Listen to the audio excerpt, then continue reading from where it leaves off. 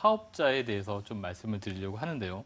자, 많은 분들이 오피스텔이나 또는 다세대 등 여러 수익형 부동산을 매입을 하면서 주택임대 사업자를 내면 좋다더라라는 얘기를 상당히 많이 듣습니다. 자, 그렇다면 사업자를 내는 건 좋은데 어떤 사업자를 내야 될 것이고 또 그 사업자가 무엇이 좋길래 이렇게 등록하라고 하는지에 대한 부분들을 오늘 좀 설명을 드리도록 하겠습니다. 자, 사업자라는 부분이 크게는 우리가 일반 임대 사업자와 주택 임대 사업자 이렇게 두 가지로 좀 나눌 수가 있습니다. 자, 기존에 이제 상가라든가 또는 건물 이런 것들을 월세를 받던 분들이 계시죠. 주택보다는 일반적인 여러 다른 상품을 통해서 이 월세를 받던 분들은 우리가 일반 임대 사업자다라고 얘기를 그동안 해왔습니다. 하지만 몇 년 전부터 이제 주택을 새로 놓아서 이제 주택을 통해서 월 임대료를 받는 부분들이 많이 생겨났는데요. 자, 이런 부분들이 이젠 주택임대 사업자다라고 해가지고 여러 가지 혜택을 주고 있습니다. 자, 주택임대 사업자는 장기, 약 10년 정도의 장기 임대 사업자와 그리고 4년이라는 단기 임대 사업자 두 가지로 나눠질 수가 있겠습니다. 자, 장기 임대 사업자, 단기 임대 사업자 같은 경우에도 약간의 차이가 있는데요. 단편적으로 얘기 드리자면 장기 임대 사업자는 10년의 의무 기간을 좀 준수를 해야 됩니다. 대신에 양도소득세에 대한 비과세 특례가 있다는 부분을 좀 볼 수가 있겠고요. 단기는 4년이라는 기간 동안 의무적으로 하지만 이 양도세에 대한 혜택은 없지만 다른 여러 가지 혜택이 있기 때문에 우리가 임대 사업자를 낸다라고 보시면 좋겠습니다. 자, 그렇다면 주택임대 사업자는 어떻게 내는 것인지 질문이 상당히 많이 나오기 때문에 주택임대 사업자 내는 방법에 대해서 한번 말씀을 드리도록 하겠습니다. 자, 일반적으로 주택임대 사업자를 내기 위해서는 주택을 취득을 하셔야 되는 게 일단 첫 번째가 되겠습니다. 그렇기 때문에 매매계약서나 또는 분양계약서 등 주택을 취득했다라는 증거자료를 가지고서 내가 거주하는 시군구청에 가셔서 주택임대사업자를 등록을 하셔야 되는 겁니다. 자, 우리가 일반적으로요, 아무 사업을 하더라도 세무소에 가서 사업자를 내는 방법이 있고요. 또 구청이나 이런 곳에서 또 허가를 받아야 되는 것들도 있습니다. 자, 마찬가지로 주택임대사업자도요. 계약서를 지참하셔가지고 시군구청에 가셔서 주택임대사업자 등록을 하시면 이 등록증이라는 것이 나옵니다. 그래서 이 등록증을 가지고 지참하시고요. 등록증을 지참하셔가지고요. 잠시만요. 예, 등록증을 지참하셔가지고 부동산을 취득하실 때 내는 세금이 취득세라는 게 있죠. 우리가 주택임대 사업자는 취득세 감면 효과가 있는데요. 자, 취득세 감면 신청을 작성하게 되는 겁니다. 그래서 등록증을 가지고 취득세 감면 신청을 하시게 되면 이 정해진 룰에 따라서 이 취득세를 감면을 받게 되는 것입니다. 자, 그리고 난 다음에 우리가 전세든 또는 월세든 임대차 계약을 체결하게 되는데요. 여기서 표준 임대차 계약서를 작성을 하셔서 등록하셨던 시군구청에 신고를 하셔야 됩니다. 그래서 표준 임대차 계약서에 의한 양식으로 신고를 하시고 그 다음에 임대 조건 신고를 하신 후에 내가 월세나 또는 전세에 대한 부분들을 이제 사업자 등록을 하시는 것이 되겠습니다. 자, 이런 것처럼 우리가 일반적으로 사업자 등록증 내기 전에 시군구청에서 등록증을 발급을 받아서 채 마지막 후에 사업자 등록을 내는 것이다라고 보시면 좋겠습니다. 자, 우리가 주택임대 사업자를 내는 거에 대해서 여러 가지 혜택이 있기 때문에 내는 건데요. 자, 우리가 부동산을 가지게 된다면 세 가지에 대한 세금을 냅니다. 취득할 때 내는 취득세와 그리고 또 보유하시면서 내는 세금이 재산세라든가 또는 여러 가지 보유세들이 나오게 됩니다. 그래서 보유하면서 내는 세금과 그리고 마지막으로는 양도하면서 내는 양도소득세라는 것이 있죠. 그래서 주택임대 사업자를 낼 때 첫 번째로는 취득세에 대한 감면이 있습니다. 그래서 취득세에 대한 감면을 받기 위해서 많은 분들이 주택임대 사업자를 내는데 자, 취득세에 대한 감면은 신축 주택에 대해서 가능합니다. 그래서 신축 주택을 분양을 받거나 또는 매매를 했을 때 이 취득세에 대해서 감면을 받게 되는데 자, 전용면적 기준에 따라서 약간의 차이가 있습니다. 하지만 대부분 소형주택을 하신다라고 했을 때는 거의 100% 다 감면을 받게 됩니다. 자, 그런데 올해부터는 100%의 감면에서 200만 원까지만 면제를 해주고요.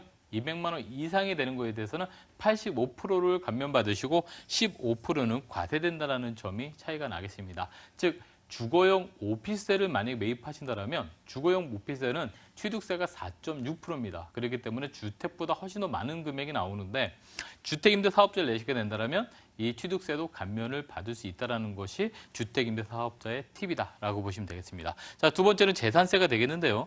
재산세 같은 경우에도 소형주택 같은 경우에는 주택수를 여러 개를 이제 늘려가시는 분이 계시는데 자, 거기서 재산세도 역시나 100에서 25%까지 감면을 받을 수 있다는 것. 즉 전용 면적이 소형주택을 보유하셨을 때는 여러 가지 감면 효과가 있다는 것이 우리가 주택임대사업자를 내는 이유다라고 보시면 되겠습니다. 자, 종부세 같은 경우에도요. 주택을 여러 개 갖고 계시면은 종부세 대상이 되겠지만 이 소형주택으로 주택임대사업자를 내시게 된다면 종부세도 합산에 배제된다. 그렇기 때문에 종부세에서도 좀 피해갈 수 있다라는 부분이 되겠습니다. 자, 양도소득세를 말씀드리겠는데요. 양도소득세는 단기랑 장기랑 두 개로 나눠질 수가 있겠습니다. 자, 단기 같은 경우에는 일반 세율입니다. 그렇기 때문에 우리가 6에서 원래 38%에서 이번에 40% 구간이 하나 더 생겼죠. 그렇기 때문에 자, 6에서 38%, 40%까지의 그 금액에 따른 세율을 내는 일반 세율이다라고 보시면 되겠고요. 단 장기 같은 경우에는 10년 이상을 임대하게 된다면 100% 감면된다라는 부분이 있겠습니다. 자, 여기서 또 하나 중요한 게 뭐냐면 주택 임대 사업자를 내시게 되면 기존에 거주를 하셨던 주택에 대해서 1가구 1주택 비과세 특혜를 그대로 보실 수 있다는 것이 되겠습니다. 주택 임대 사업자에 대해 포함되는 건 주택수에 포함이 안 되기 때문에 기존에 거주하셨던 주택에 대해서 비과세를 그대로 유지할 수 있기 때문에 나중에 퇴직 후에 집 한 채가 계신 분들 중에서 월세를 받고자 하시는 분들은 이 주택임대사업자를 활용하시면 매우 좋겠다라고 보시면 되겠습니다. 자, 그렇다면 제가 많이 받는 질문 중에서 오피스텔을 사는데 주택임대사업자랑 그리고 일반 임대사업자는 어떤 걸 내면 좋은지에 대한 질문들을 많이 받게 됩니다. 자, 그래서 한번 비교를 해보겠는데요. 자, 주택임대사업자 같은 경우에는 용도 자체가 주거용입니다. 그렇기 때문에 전입신고가 가능하고요. 만약에 오피스텔을 일반 임대사업자가 하게 되면 이것은 업무용으로 써야 됩니다. 자, 오피스텔이라는 것 자체는 업무용으로 탄생을 했기 때문에 전입신고가 안 된다는 점 얘기해 드릴 수 있겠고요. 자, 이거는 주택수에 포함이 되지 않습니다. 좀 전에 말씀드린 것처럼 주택수에 포함이 되지 않고 만약에 오피스텔로 일반 임대사업자를 냈을 때 전입신고를 하게 되면은 주택수에 포함이 됩니다. 하지만 전입신고를 하지 않으면 역시나 포함되지 않는다는 점이 있겠고요. 자, 오피스텔에는 부가세라는 것이 있습니다. 분양받으실 때 건물분에 대해서 부가세라는 게 있는데 자, 일반 임대사업자를 낸다라고 하면 이 부가세를 환급을 받을 수가 있습니다. 하지만 주택임대사업자 내면 환급을 받을 수가 없죠. 그래서 주택임대사업자에서는 환급을 받을 수가 없고 대신에 취득세에 대해서는 100%나 또는 85%까지 감면을 받을 수 있다는 점. 하지만 오피스텔에서는 그대로 4.6%를 다 지급을 해야 된다는 점이 차이점이 되겠습니다. 자, 그래서 임대료 부가세에 대한 부분들도요. 주택은 당연히 부가세가 없기 때문에 주택은 부가세가 없다. 그리고 또 사업, 임대료, 상업은 있다. 이런 부분을 보는데 자, 예를 들어 보겠습니다. 분양가가 2억 원이라는 가격에서 일반적으로 우리 오피스텔은 부가세 1,000만 원 정도, 그러니까 건물분의 10%가 있습니다. 그렇기 때문에 이 부분을 환급을 받을 수가 있는데 주택임대사업자는 이걸 그대로 납부해야 된다는 점. 그렇지만 취득세는 감면을 받는다는 점. 그렇다면 일반 임대사업자는 취득세를 내야 됩니다. 그럼 결론적으로 2억 원이라는 분양가에서 부가세를 납부를 해야 되기 때문에 1,000만 원을 내고 그다음에 취득세는 감면받습니다. 여기서는 반대로 2억 원에서 취득세만 1,000만 원 냅니다. 그렇다면 내는 돈은 거의 같지만 오피스텔을 주거용으로 사용한다면 이 일반 임대사업자는 주거용으로 사용하게 되면 이 부가세를 다시 또 환급을 받았던 부가세를 다시 납부해야 됩니다. 그렇기 때문에 마음 편하게 임대사업을 하시기에 있어서는 주거용 임대사업자도 주택임대사업자를 내는 것이 매우 또 편리한 그런 전략이다라고 보시면 되겠고요.